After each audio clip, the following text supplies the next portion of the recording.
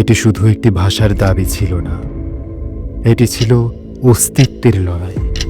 1947 সালের পর একটি নতুন রাষ্ট্রের জন্ম হয়, কিন্তু সেই রাষ্ট্রের সংখ্যাগরিষ্ঠ মানুষের ভাষা বাংলাকে অবহেলা করা হয়। 1948 সাল, ঢাকার মাটিতে দাঁড়িয়ে মোহাম্মদ আলী জিন্নাহ ঘোষণা দেন, উর্দুই হবে এদেশের একমাত্র রাষ্ট্রভাষা।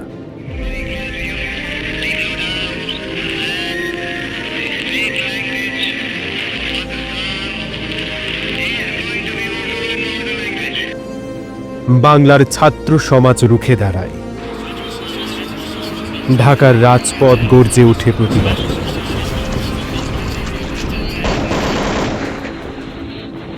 1952 সালের 21শে ফেব্রুয়ারি রাজপথ রক্তে রঞ্জিত হয়।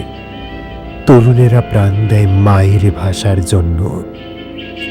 এই ভাষা আমাদের অহংকার, এই ভাষা আমাদের আত্মা, এই ভাষা আমাদের স্বাধীন চেতনার প্রথম উচ্চারণ।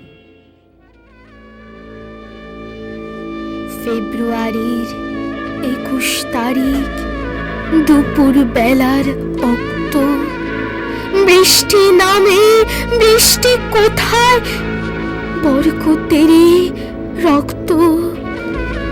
হাজার যুগের সূর্য তাপে জ্বলবে এমন লাল যে, সেই লোহিতেই লাল হয়েছে কৃষ্ণচূড়ার ডাল যে।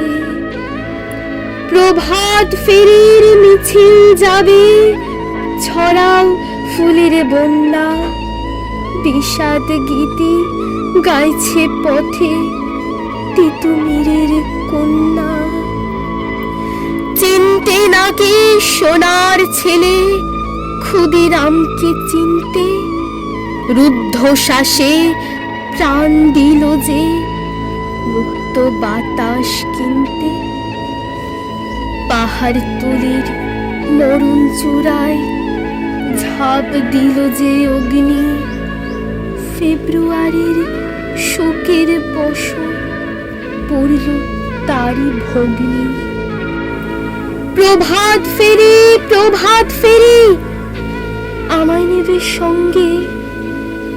বাংলা আমার বচন, আমি জন্মেছি এই বঙ্গে।